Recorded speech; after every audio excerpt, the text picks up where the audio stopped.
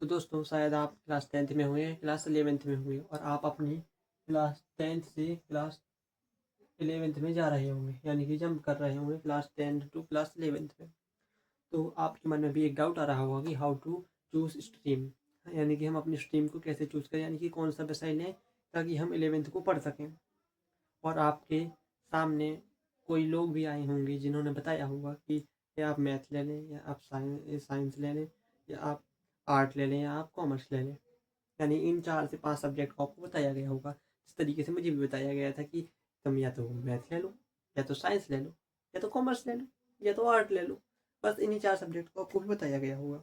और इससे भरी पड़ी हुई हम बहुत सी वीडियो यूट्यूब पर कि how to choose career in class 10th to class 11th, या how to choose stream selection, या 11th या 10th में कैसे चूज़ करें अपने सब्जेक्ट को, या अपने करियर को कैसे बनाएं क्लास 10th के बाद। ऐसी बहुत सी चीज़ें वीडियो भरी पड़ी है, बट ये वीडियो सबसे अलग होने वाली है, क्योंकि मैं खुद कह रहा हूँ कि ये वीडियो बहुत अलग होने वाली है। क्योंकि जब आप इस वीडियो में आ ही चुके हैं तो मैं खुद अपनी क्लास 10th से क्लास 11th और 12th की जर्नी को बताने वाला हूँ कि मैंने भी जब स्ट्रीम सिलेक्शन किया था तो मुझे क्या क्या डाउट और क्या क्या परेशानियाँ आई थी। क्योंकि सबसे ज़्यादा सटीक बात वही बता सकता है जो उस फेज़ से गुज़र गया हो और जो अभी प्रेज़ेंट में ही गुज़रा हो। क्योंकि जो हमारे बहुत सर होते हैं वो बहुत ही ओल्ड होते हैं, यानी कि उनकी जो 10वीं 11वीं 12वीं की जो स्टडी होती है वो बहुत पुरानी होती है।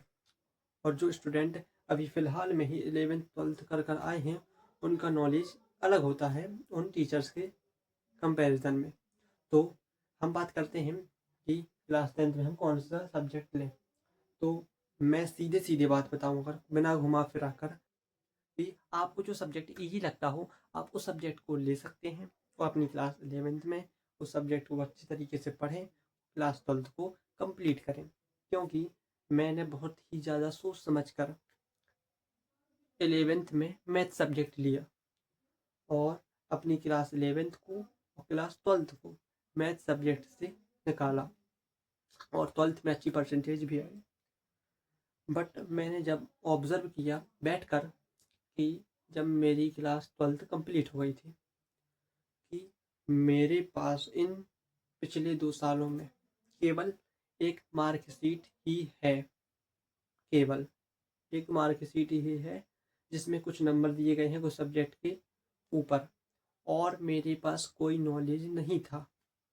जी हाँ दोस्तों, मेरे पास और कोई नॉलेज नहीं था किसी भी फील्ड से रिलेटेड। बस मुझे मैथ की कुछ चीज़ें पता हुई थी, साइंस की कुछ चीज़ें पता थी यानी कि फिजिक्स की, और कुछ चीज़ें केमिस्ट्री की पता थी, और हिंदी इंग्लिश को तो हमने रट कर पढ़ लिया था और उनको हम पेपर दे आए थे। तो अब बात आती है तो क्या हम लोग पढ़ाई छोड़ दें, यानी कि आप लोग क्या पढ़ाई छोड़ दें? आपके मन में डाउट आ रहा होगा। तो बिल्कुल नहीं, आप पढ़ाई को ना छोड़ें। आपको जो सब्जेक्ट ईजी लगता हो आप उससे अपनी क्लास 10th और 11th और 12th निकालें। बट मेरा जो सजेशन है, मेरा इस वीडियो को बनाने का जो मोटिव है वो ये है कि आप कोई भी स्ट्रीम चूज़ कर लें, कोई भी सब्जेक्ट ले लें, लेकिन अपनी क्लास और 11th और क्लास 12th को बिल्कुल भी ईजी तरीके से ना गुजारें। बिल्कुल भी इस तरीके से ना गुजारें कि हम क्लास 11th की चीज़ों को पूरा पढ़ लेंगे, क्लास 12th की पूरी चीज़ों को पढ़ लेंगे और हमारी लाइफ सेट हो जाएगी। This is a very big झूठ। जी हाँ दोस्तों, बहुत ही बड़ा ये झूठ है। आप लोगों से, आपकी सोसाइटी में बहुत सी ऐसी बातें फैली होंगी। तो हम क्या करें?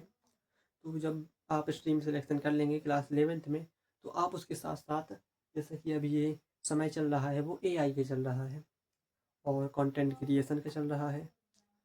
जैसे कि आप हमारी वीडियो यूट्यूब पर देख रहे होंगे तो इसे हम कंटेंट क्रिएशन कहते हैं।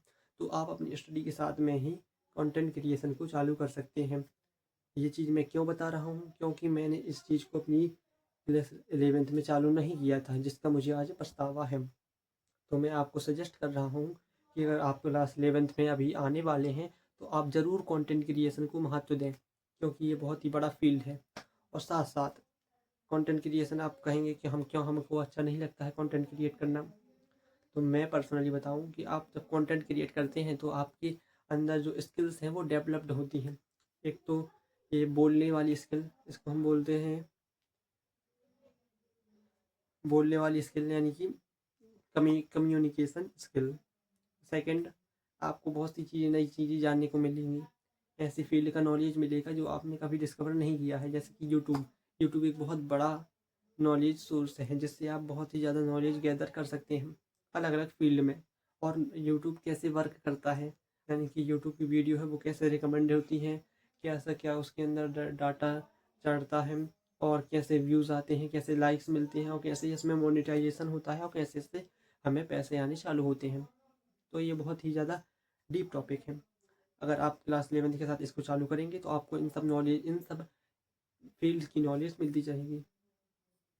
और सेकेंड थिंग, आप किसी न किसी एक बुक को ज़रूर रीड करना शुरू करें। बुक तो हम रीड करते होंगे, एनसीईआरटी की होगी, मैथ की होगी, साइंस की होगी, हिंदी की होगी। नहीं, मैं इन बुक्स की बात नहीं कर रहा हूँ। मैं बुक्स की बात कर रहा हूँ जिन्हें ऑथर लिखते हैं अपनी पर्सनल लाइफ से रिलेटेड। तो आप बहुत सी बुक्स रीड कर सकते हैं, जैसे कि थिंक एंड ग्रो रिच है, और कुछ बुक्स आपको स्क्रीन पर दिख रही होंगी। इन बुक्स को रीड करने से क्या होगा, मुझे भी ये लगता था कि बुक्स को कौन रीड करता है, हम तो पढ़ लेते हैं, 11th पढ़ ली, अपना होमवर्क कर लिया, वो काम ख़त्म। लेकिन नहीं, जब आप इन बुक्स को रीड करेंगे, इसमें जो हमारी प्रैक्टिकल लाइफ से रिलेटेड बहुत सी प्रॉब्लम्स को सॉल्व किया गया होता है। जैसे कि थिंक एंड ग्रो रिच में एक लास्ट में चैप्टर है कि हम कैसे अपने बहानों को इतना बड़ा बना लेते हैं कि जो कि हमें बहुत बड़ा रिलैक्सेशन देते हैं। अपने बहाने ही हमें बहुत बड़ा रिलैक्स देते हैं। जैसे कि अगर मैंने ऐसा कर लिया होता, अगर मेरे पास समय होता, अगर मुझे किसी ने कुछ बता दिया होता, अगर मैं ये वीडियो 11th होने के पहले देखता, ETC बहुत से एग्जाम्पल हो सकते हैं। ये थिंक एंड ग्रो रिच का लास्ट चैप्टर है, जिसमें बुक समाप्त होती है।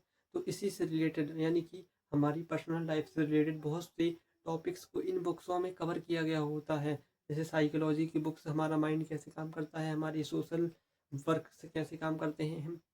तो मेरा जो सेकंड सजेशन है वो है बुक रीडिंग का। मेरा फर्स्ट सजेशन था कंटेंट क्रिएशन का, सेकंड सजेशन है बुक रीडिंग का, और थर्ड सजेशन, हम अपनी पढ़ाई में इतने उलझ जाते हैं कि हम एथलीट्स, यानी कि खेल कूद, बैट बॉल और फुटबॉल, इन सब चीज़ों को छोड़ देते हैं। हमें लगने लगता है कि नहीं, हमें टॉपर बनना है तो हमें इन सब को छोड़ना पड़ेगा। जैसे कि हमारी सोसाइटी में ये बातें फैली हुई हैं।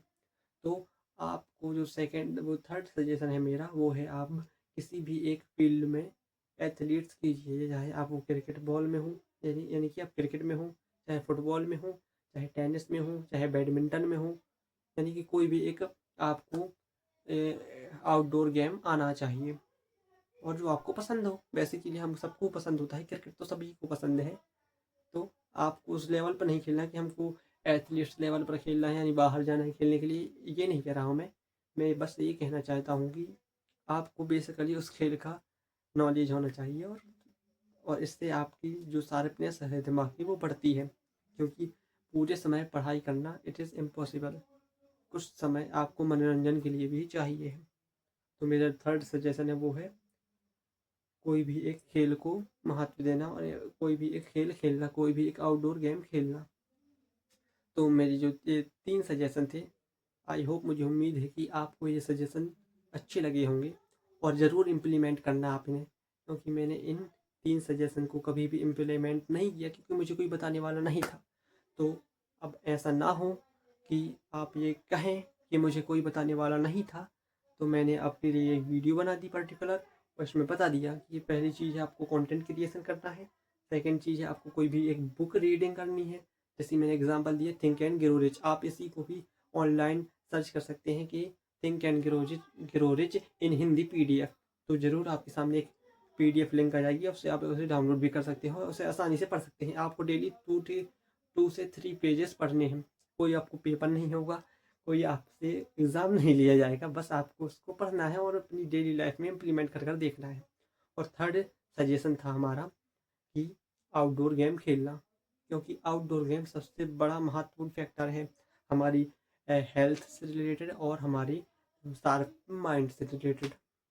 और बहुत सी टॉपिक हैं मुझे आज कवर करने थे कि क्रिटिकल थिंकिंग कैसे बेटर करें।